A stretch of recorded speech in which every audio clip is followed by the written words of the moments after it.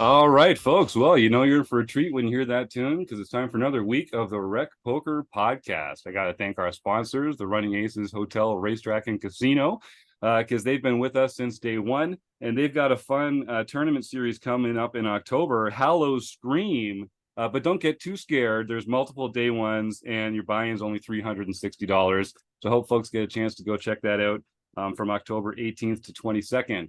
I got to thank our sponsors because most of what we do here at Rec Poker is free. We're a largely volunteer-based organization. And so I really appreciate the support of our sponsors and our premium members and the other members of the RECing Crew, like me, the folks that put their time in every day, every week, every month to make Rec Poker great. My name is Jim Reid. I'm Blusterini in the home game and at Rec Poker Jim on Twitter and Threads. And I've got the best freaking job in the world. I get to hang out here on Monday nights live on YouTube at 7:30 Eastern and talk to fantastic people in the poker world like Derek Tenbusch, who we're going to be speaking to in just a moment. But first, I have to tell y'all, if you want to find out more about me and the rest of the RECing Crew, you can go to rec.poker/crew, but you can also just listen up because you can meet a few of them right here tonight on the show. So I am Ben Enslow. I'm BJM96 on Twitch. You can find my socials over there, and I'm East Coast Bidder in the home game. And I'm Chris Jones. You can find me 5B5 on Threads and Twitter. I'm Joe Coolis. You can find me at Joe Cool PhD, cool with a K, or Elvita11 in the home game. And I'm John Somsky, also known as Poker Geek MN, everywhere. I'm Kim Kilroy. I am Pet Vet 33, most places, Fergie 56 in the home game. And I'm Rob Washam, and I'm Rabman 50, just about everywhere. Hey, I'm Joseph Wills. I am hockey_poker on the app formerly known as Twitter, and I'm hockey poker 702 on the home game. Right on. Well, thank you to all our RECing Crew members. Dreamwork makes the team work here at Rec Poker, and we're having a fantastic time every Monday night, like I say, here on YouTube at 7:30 Eastern. We're going to give away a prize later as we draw awareness towards food insecurity in North America to help a food bank near us. But in the meantime, let's get right to the meat of the issue. It's Derek Tenbusch from Tournament Poker Edge. Derek, thanks so much for coming here on the Rec Poker Podcast. Thank you so much for having me. It's a pleasure. Yeah, well, I know you've been involved in the poker world for a long time, from playing professionally, starting the Tournament Poker Edge training site, which has spawned its own fantastic podcast hosted by Clayton Fletcher, which is amazing. We've enjoyed having him on the show as well. Now I know you're mostly spending your time streaming on Twitch, which is how our own Ben Enslow got a hold of you to send out the invitation to come on the show. Talk to me a little bit about sort of what you feel like has been your evolution throughout the poker world since you got started to this very day today. Yeah. So I accidentally happened into poker kind of. I was living out in California, working in the music industry. And then I moved to North Carolina, continued working in the music industry for a couple of years before I was laid off.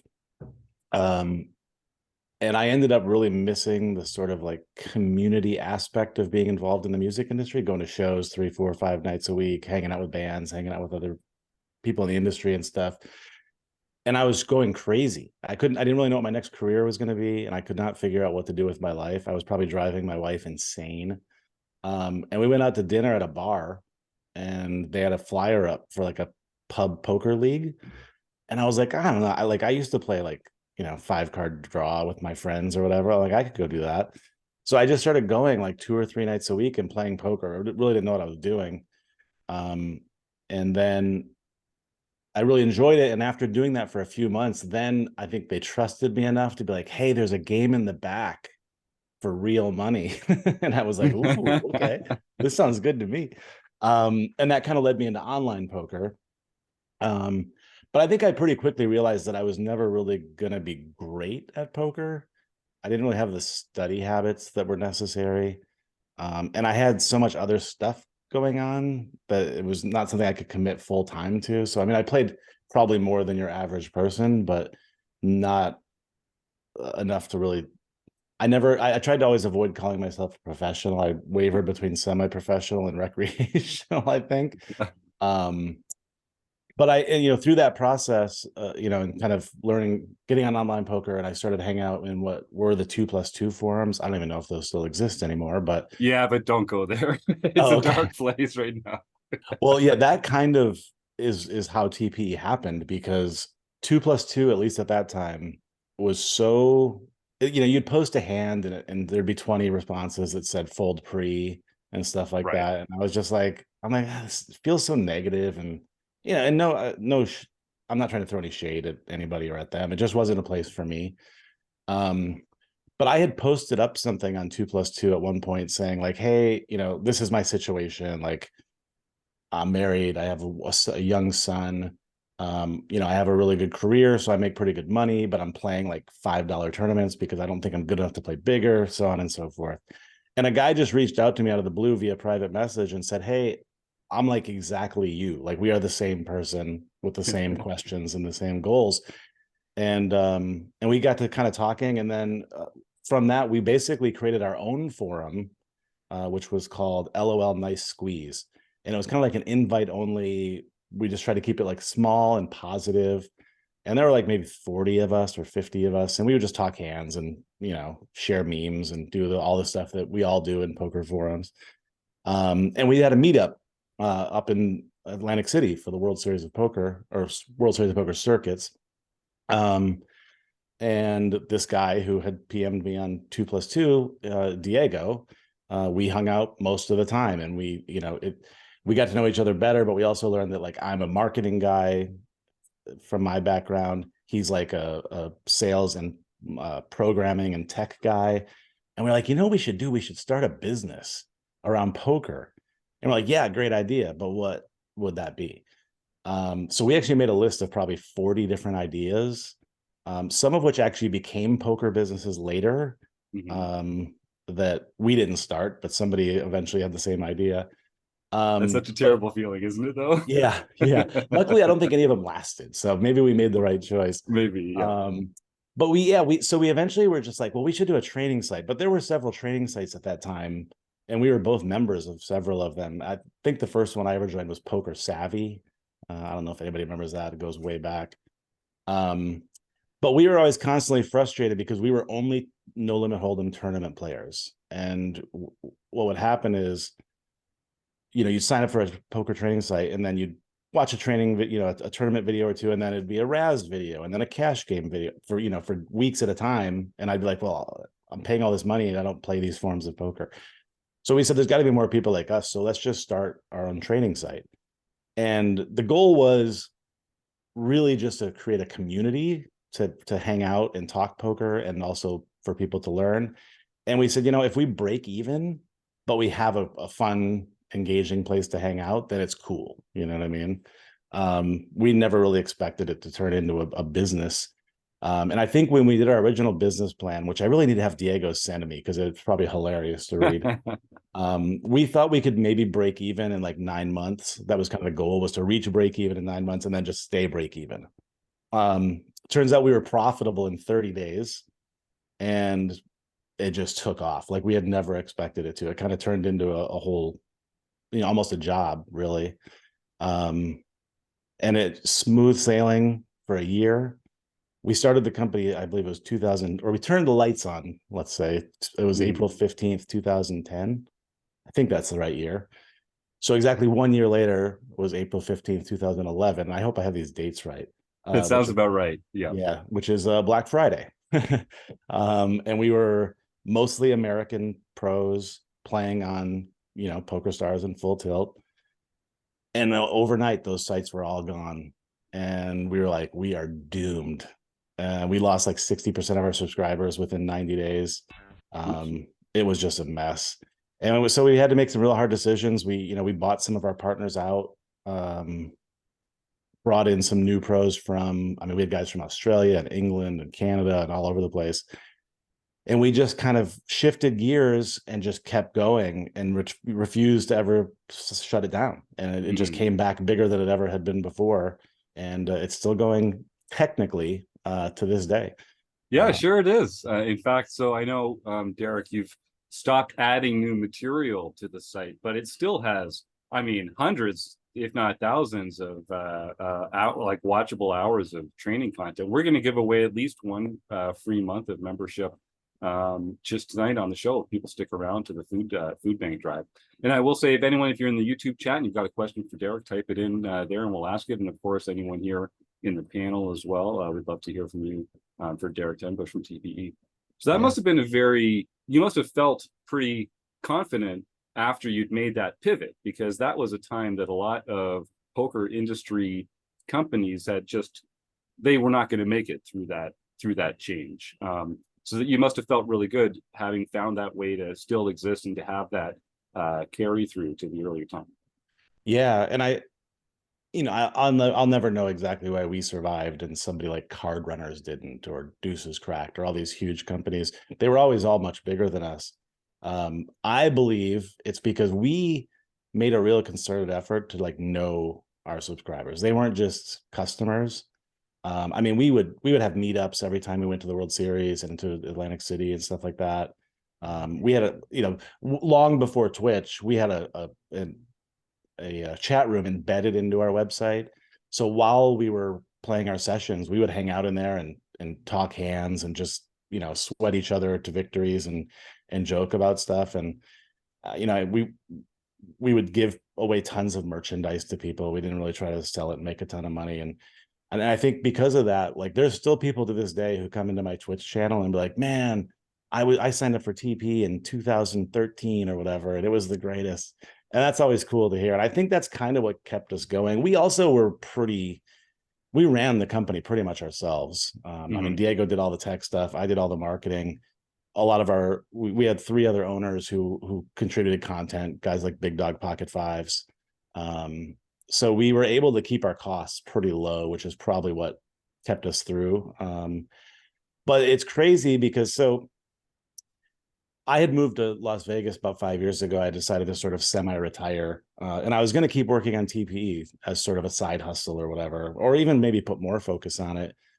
But I was out there about 9 months, and a former colleague had kept contacting me saying, please come back. You got to do I had been doing marketing for this brewery. And they're like, come back, I need you. And then one day he's like, hey, I'm starting a distillery. Do you want to come back and be a partner in this distillery? And I was like, I do like whiskey. So we turned right around. We had sold out our house and sold all of our possessions. We had nothing, but everything we owned fit a Jeep, except for our dogs. They had to ride in the other car. But so I turned around and came back. Long story short, the distillery became a much bigger venture than I had anticipated. So I got so busy that I couldn't, I didn't have time to really work on TP at all. Diego's a vice president of marketing for a big tech company up in New York. And we just got so busy that it was kind of getting to the point where we were still continuing to put out content and stuff, but we couldn't engage. And that's why, to my point about community, we couldn't really engage like we used to. Clayton took over the podcast. We weren't really appearing on it all that often. We weren't as active in the forums as we wanted to be. We were just like, you know what? This feels wrong almost. Like, I don't want to do this way if we're not really into it. So we said, well, why don't we just, we debated, like, do we just shut it down? Do we sell it? Like, what do we do? And we said, well, why don't we just, there's 3,000 videos up there on the website. Why don't we just stop creating content, let the community live on? And if people want to come and go or leave or, we get signups every day from people who've just joined for the first time. So it's still going. We may return to creating content again someday, but for now we kind of put the focus on the podcast and sort of and Twitch and sort of different avenues of reaching that community, I guess you could say. Well, a lot of this stuff sounds really familiar. I know, like, I've been listening to the TPE podcast since you guys started it up, and it's been interesting to watch your organization evolve.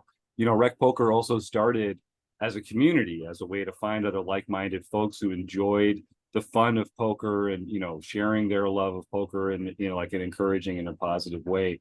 And like you guys, you're looking at the team that runs it here. It's the RECing Crew, it's a labor of love for sure.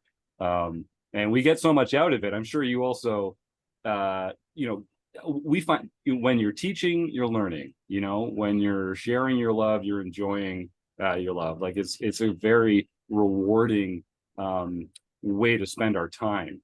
Now that you've transitioned to streaming quite a lot, what's that experience like, and what's sort of like the feedback, and how does that differ from from sort of creating the site and teaching to this more real-time streaming experience? Yeah, so I really started streaming on Twitch strictly as a marketing play. You know, I think I logged on one day and I saw Jamie Staples streaming, and I was like, oh, this would be a great, if I could just figure out a way to get an audience that I can just plug TPE links in the chat all day long and get people to sign up. And I think back then, I actually tweeted about this a couple of weeks back. It used to be if you logged into the Twitch poker directory, there were 5 or 6 people streaming, and that was it. It was like me, Jamie Staples, and like 3 other dudes. Yeah. And so it kind of, I quickly realized it wasn't going to work if I used it strictly as a money making tool or a marketing play. And I found out that immediate, and this kind of goes to your question of what that feedback is like. The immediacy of that feedback is so much more like enriching as a human. And I was like, wow, this is really cool. Of course, the whole time I was also thinking, wow, this is going to put us right out of business because people are just going to start coaching on Twitch for free. Right. So I ended up, and I do still have links to TPE, because when I first started, I had like TPE banners and all this stuff. And I still have links in my chat, but they only kind of go if somebody types TPE or whatever. But I started enjoying it so much and making so many good friends and just enjoying the whole process that I just started doing it for my own personal enjoyment. So what kind of started as a business move turned more into just a personal fulfilling thing. And it's been an absolute blast. I actually, before I jumped on here, because I was like, oh shoot, what if they asked me when I started streaming and all this stuff? And I'm not going to be able to remember. And it's been about 9 years actually, almost 10. Because I had to look it up. But I pulled up my streaming hours, and I think if I read it right, it was something like 6,000 hours of streaming since this website started tracking, which was actually a couple of years after I started streaming. Right. So I've put in a lot of time. I don't put in as much anymore. I used to stream 4 nights, sometimes 5 nights a week. Now it's 2 or 3, just because the distillery has gotten so busy. But I still absolutely adore it. In fact, to be very honest, I actually enjoy it way more than I enjoy playing poker. Oh yeah. I joke with people on my stream all the time. Like if I didn't stream, I'd probably play poker like once a month. Which is not to say I don't enjoy poker. I very much do. But it's a lot easier to say, oh, I just won't play tonight because I need to work on this other project for work, or I need to spend time with my wife, which she would probably hate. But yeah, so it kind of keeps me on the grind in a lot of ways, Sure. And it's just been an absolute blast. I think I was fortunate enough to kind of figure out, to find my way along Twitch way before a lot of people, because I kind of, going back to what I was saying about being good at poker, I learned pretty quickly I didn't want it to be an educational, quote unquote, educational stream.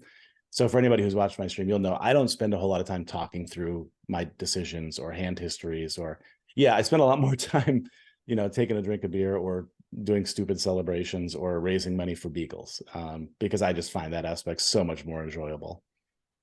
That makes total sense to me, and it's very obvious to people that tune in how much fun you're having and where your passion lies. It sounds like passion is something that does sort of drive you. And I'll open this up if anyone on the panel has any questions. Feel free to just unmute and jump in. But I could go for I'll fill the void. Is that like? Do you feel like there must be something about your life that's allowed you to kind of follow these passions of yours? Can you kind of put your finger on what it is? Are you just lucky? Have you created a structure for yourself that allows this? Speak to that a little.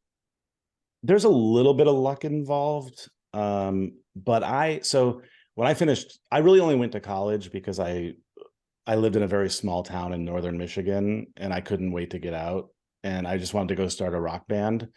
So I really went to college just to start a rock band. And I figured, well, I'll have to take classes while I'm there, but at least I could meet some people who like to play music and we can do our thing.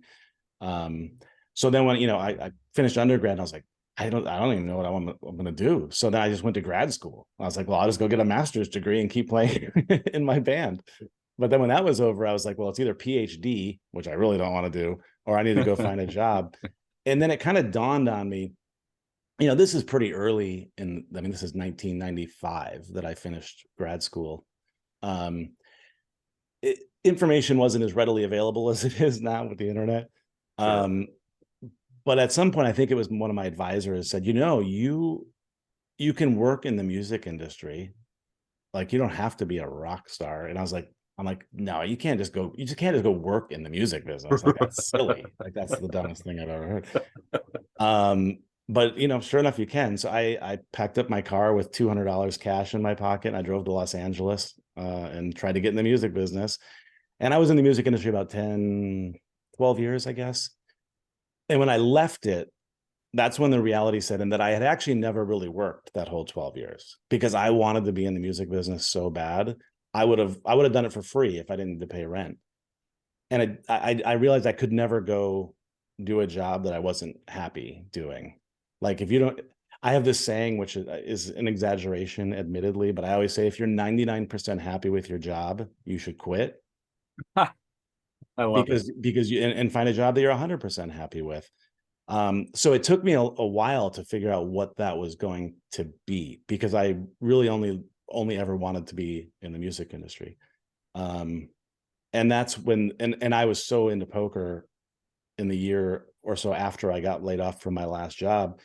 So when Diego brought up the idea of starting a poker company, I was like, yeah, I want to do that.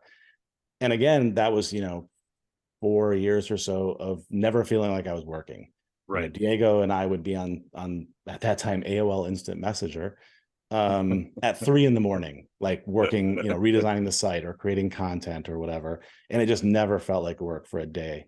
And then when TPE kind of got rolling and it was almost like it ran itself in a lot of ways, I was kind of like, well, now I'm kind of bored. So what else can I do that's like really, really fun?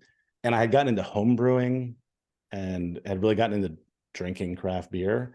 And I was like, I'm just going to go work at a brewery. Screw it.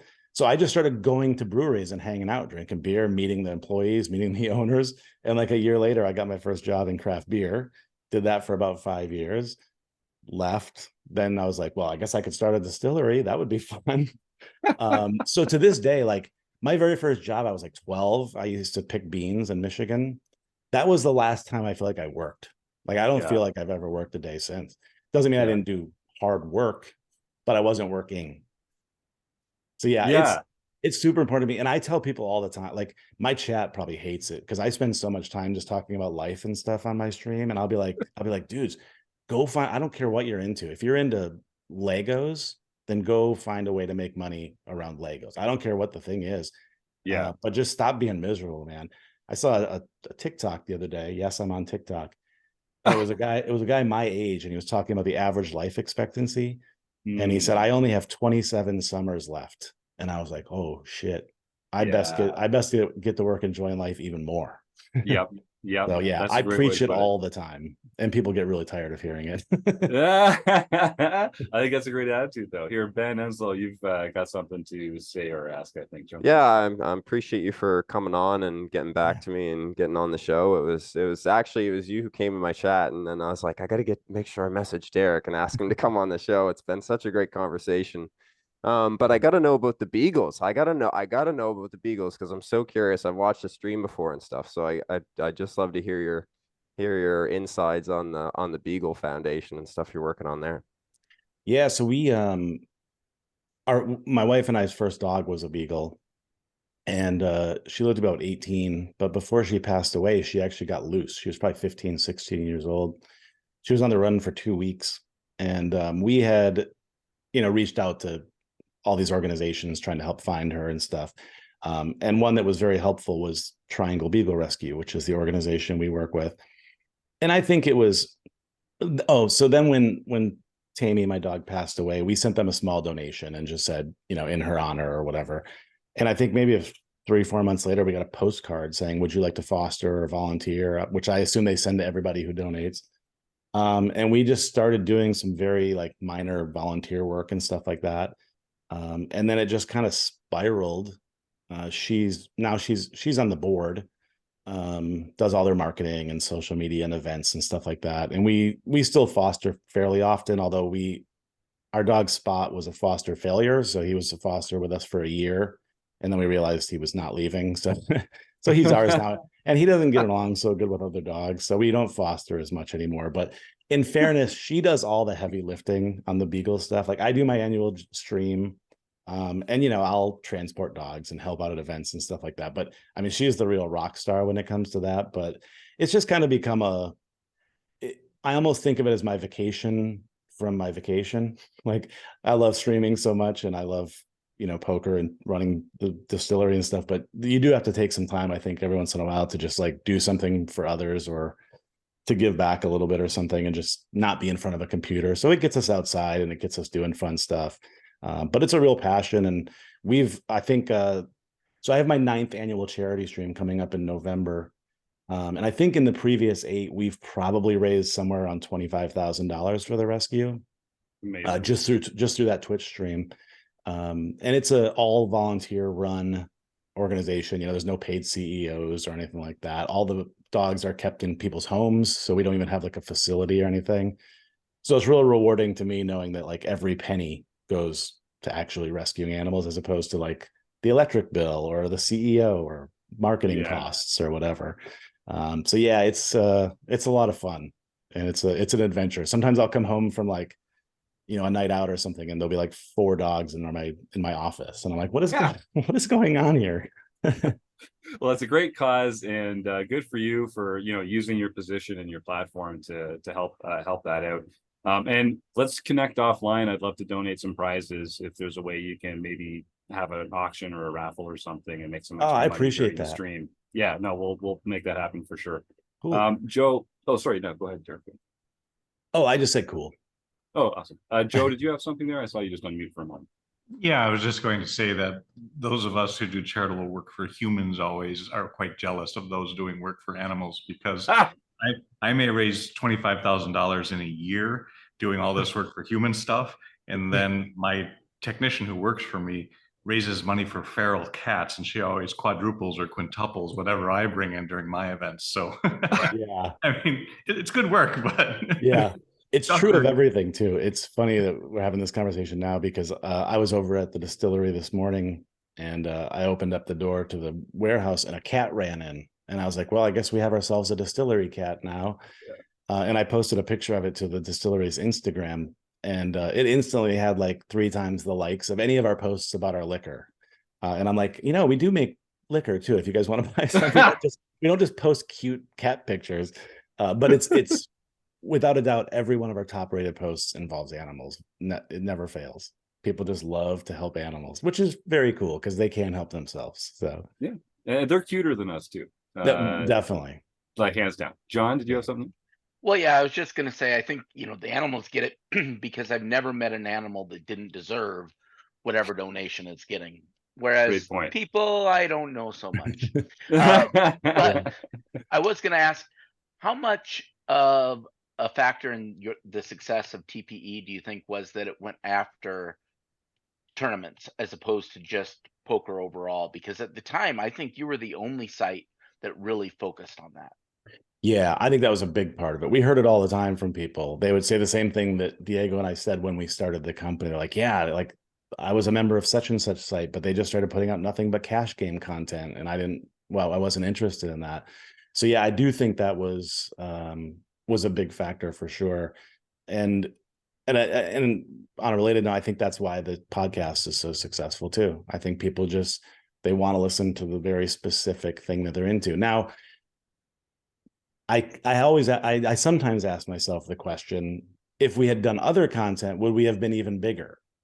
I don't know. I think it probably, being that niche, probably extended our life as long as it has, more so than the other sites. But could we have been bigger? Hard to say. We bought the name Cash Poker Edge, and I think some other ones like Home Game Poker Edge. Like I think we bought a bunch of names like that because we were like, well, we'll just create all these like satellite sites. But we quickly realized we didn't have time for that. We could barely run the site ourselves. Yeah, I think it's a lot easier to produce cash game content because, you know, you sit down and you play an hour of cash games and every hand is just as meaningful as every other hand. Some might be more interesting, but in tournaments, there are lulls and there's more involved. So I think everyone else was going for the cheap cash grab because pun intended, maybe. That's just a little bit easier, but I think it's nice to have a tournament focused site around as well. Yeah, it reminds me of something I said to somebody not too long ago, which was that a cash hand video or review is almost like it's like a 15-second TikTok or something, whereas like a tournament hand review is more like a movie, you know, because it's like there's all these villains at the table. You know, a cash game is like, you know, a hand is it's one person and it's a one instance, and you can rebuy and have your stack to be the exact same as it was before the hand, or you can stand up and leave and come back 2 hours later. But a tournament is all these like highs and lows and day ones and day twos and dinner breaks, and there's just so much action or lack of action, honestly. Like sometimes you fold for 2 hours. So yeah, I think people are naturally just drawn to that. You know, there's a reason that the moneymaker boom was what it was, because he lived all those highs and lows.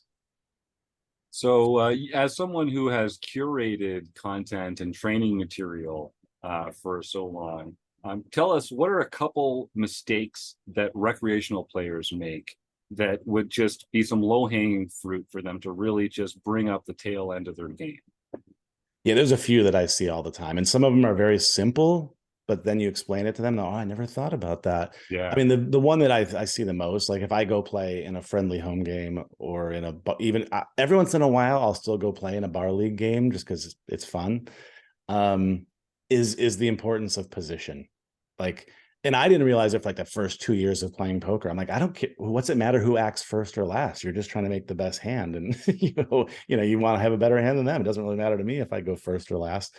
But then you start looking at your win rate in position versus out of position, and you go, whoa, okay, I'm going to start paying a little more attention to this. The other is bet sizing. And by the way, my bet sizing is terrible. And it's so like, if anybody who's watched my stream was really paying attention, they would know every time based on my like pre-flop raise sizes what my hand is, because it's ridiculous. It's like so transparent. It's like, especially on a site like ACR where people are calling whether you make it 2x or 4x. If I 4x, I probably have aces because I know I'm getting callers, so I might as well make the pot as big as possible. Max exploit, do it. Yeah. But in a more advanced game, eventually you are going to want to learn how to size your bets. And sometimes that's just as simple as sizing them so that you can get it all in by the river, calculating what size you need to make it on the flop, turn, and flop and turn, so that you can get a good pot size bet in on the river. And then the third one is actually one that I never really thought a ton about, but I actually heard my friend Carlos Welch answer the same question not too long ago. And he talked about targeting. And figuring out when you make a bet, what hands are you trying to get to fold, or what hands are you trying to get calls from? And again, especially later in my streams as opposed to earlier, sometimes I'm not even thinking about what I'm trying to do. I'm just like, I got trips, I'm all in. Like forget the fact that he or she can't call with anything except a hand that beats me. It doesn't matter. All in. But those are three of the biggest things that I see. I think those are great. Those are great things that everyone should pay attention to. So Derek, I'm so appreciative of you taking this time to share some history and some knowledge with the RecPoker audience. If folks want to get more involved, they can go to tournamentpokeredge.com. What's the Twitch handle and what's the Twitter handle? How can folks get a hold of you? So I am at Derek Tenbusch on Twitter, or X. Never going to get used to that. Yeah, no, it does not feel right. No. Which people never can remember how to spell. But if you just type in Killingbird, you'll find it, because nobody else uses that word anywhere on Twitter except for me. And then twitch.tv/Killingbird is my Twitch handle. We do a Tuesday night home game every week. And then almost every weekend, almost every Sunday, we do a TPE free roll, which is 1K. It's capped at 400 people, so we try to keep it as small as we can so that it truly is mostly community members and not just random bots from Russia. Yeah. That's our goal anyway. We haven't quite succeeded 100% yet, but we're getting better. Good, that's great. So those are the easiest places to find me for sure. And of course, Tournament Poker Edge podcast available on, Apple, Google Play, Spotify, wherever else you listen to podcasts. Wherever fine podcasts can be found. Well, we'll make sure to include all those links in the show notes. Hopefully we'll get a Steelers Dolphins AFC championship game this year that we can look forward to. And just congratulations again. And let's connect over the next little while and make sure we can set up some support for that charity stream you're doing. That's going to be a lot of fun. I hope you get to raise a lot of money for Beagles all around. Thank you again, Derek Tenbusch. This was a pleasure. Thank you. Cheers, guys. Have a great night. All right. Well, we're going to do our food bank raffle here. We're going to give away a month at Tournament Poker Edge, compliments of our one and only Derek Tenbusch there. So while we go through some new home game results, why don't you all start typing food bank into the chat, and then we'll have our raffle. Chris and Joe, you guys figure out if it's the DiceOcam or the nerdy monster screen sharing thing. I'll let you guys sort that out in the meantime. John Somsky, before you get started, I just want to mention that people should pay attention because in October, we're going to be changing our premium event schedule a little bit. We're sliding some events a little later in the evening because we've got all these fantastic new members from the West Coast that can't get home at 4:30 Pacific time. So on Thursday nights, we'll be sliding a few events later in the evening. So look forward to that in October. We've also got some new RECing Crew members coming on board. We've also got some new study groups coming out. We've got a lot of exciting stuff coming in October, so stay tuned for that. John, we'll go through some home game results, and then Rob, why don't you share some details about the new prize layer that we're adding on for premium members in our own home game club. But John, please, without further ado, who's up lately? Well, we'll start off with our mixed game championship series. This is a reminder, we have two different championship series, the No Limit Hold'em and the mixed game championship. They are played the first and second Wednesday of each month, respectively. And what's different about those is you accrue points throughout the year, and your top 10 scores count towards Player of the Year points race. And the winner of that Player of the Year points race will get a bronze pin. So on September 13th, we played horse, and Elvis 76, Steve Krebs, got his first mixed game victory. Right on. Gopher Boy TJM, also known as Taylor, maintains a stunning 50-point lead in the POY race. So I am calling to someone, if you have won a tournament this year, try to win another. It's going to take a win, maybe two, to dethrone him. But I think that should be everyone's goal. Oh, please do. Oh, for God's sake. You all don't have to work with the guy throughout the rest of the year. Please let someone knock Taylor off his perch. Well, and it should be known that he won last year, so don't feel sorry for him. He's got enough accolades and trophies. He doesn't need any more. No, he wins enough around here. Trust me. He'll be fine. He'll be fine. Come kick his butt and win a couple of these last monthly home games. We also had our daily series, Tournament of Champions. So once a month, everyone who won a game, a daily series home game the previous month gets to play. So on September 11th, Digging 8 Graves got his first Tournament of Champions win, and with that earns a coveted silver pin. They're good looking. And Elite company. Slim Jim 4D Win got his first nightly victory. Jasper Jr., Pat Barry, got his second nightly victory for the year. Pokerloon 91 got his or her first international victory. Evil Roy CA, David Westerveld, got his sixth international victory, 62 lifetime victories. Insane. J May USA, Jun Namoto, won the LPP event, so he or she can contact info at rec.poker for the free month at Learn Pro Poker. But then last but not least, Jasper Jr., Pat Barry, won the Heads Up event. So he gets to play in Marek Madness. So that's 2 wins in 1 week, and that's his 27th lifetime victory.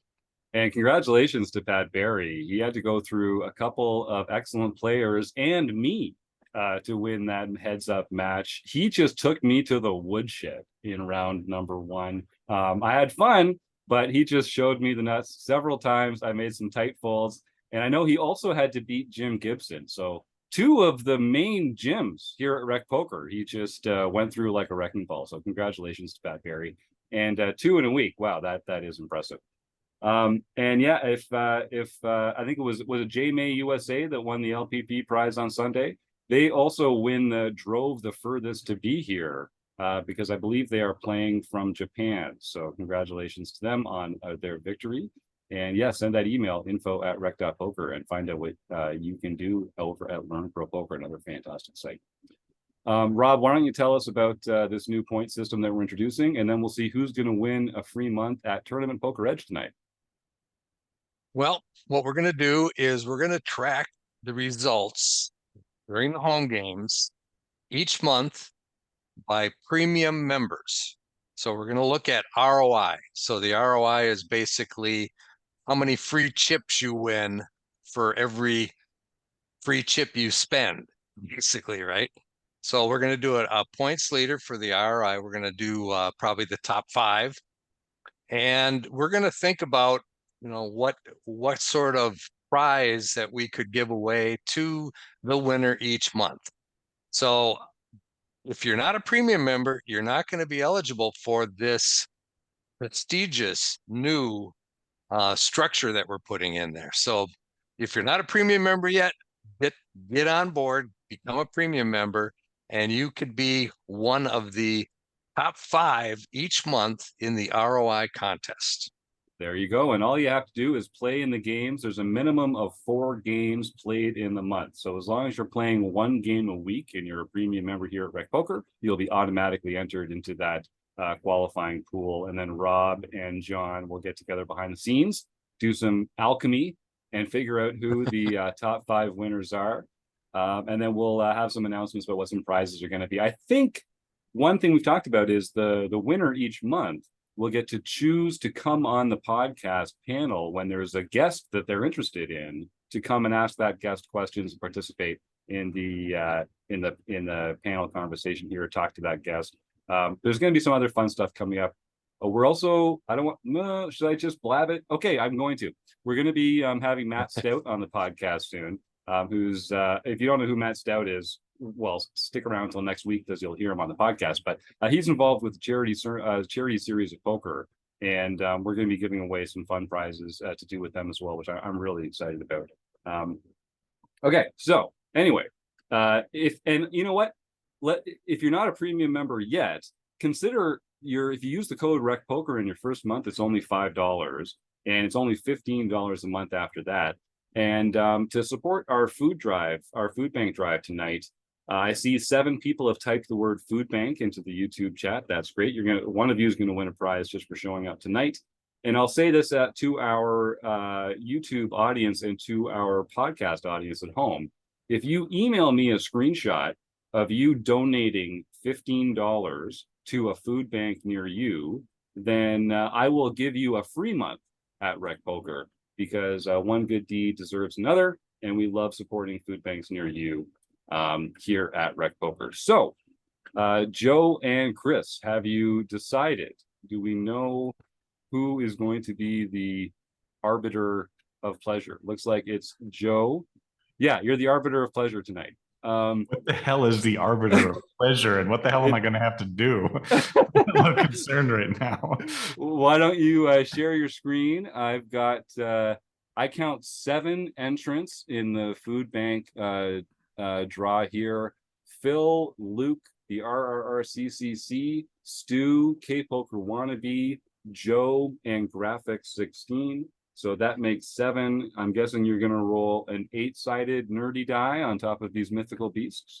How about this? Since Derek was so nice to, and these aren't all mythical beasts, 3 of them are dogs, but fair enough. For Chris, he demands that I have something nerdy as it Yes. is. So I threw in a wormling with just for him. We'll call this the Jones. How about There you go, the Jones. Right. I love it. We've got 8. Dave is in here, so we've got 8. Yeah. Never mind then. We're good to go. All right. Let's see who the winner is going to be this week. You got the order set? So I got the order I set. don't want There Phil will to be no complain, bamboozle. you know, No. bamboo and so on. So Exactly. Forget it. I don't care who it is. here we go.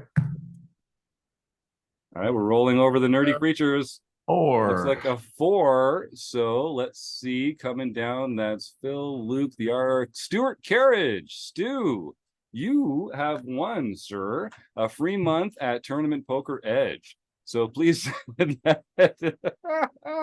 Oh man, if you're not here in the YouTube chat on these Monday nights, you really should. We have a lot of fun here in the YouTube chat, and it's the only way to win a prize for free, just for showing up. But send that email, please, info@rec.poker, and we'll set you up with your free prize, your free month at Learn Pro Poker. Thank you for your support. And thank you to John Somsky for reminding me to reshare my audio here. I'm going to hit these cues if it kills me, because I'm off to go watch the Steelers spank the Cleveland Browns if I have my way. Is there anything else to announce tonight? I don't think so. Thanks to everyone here for joining me and having such a fantastic time. Obviously, Derek Tenbusch, what a great guest. I might have to have him back sometime. Chris, Ben, Kim, Joseph, John, Rob, and Joe the Roller. Thank you all so much. You in the YouTube chat, you the listeners at home. Thank you all. We'll see you again next week. Have a great week, everybody. Bye-bye.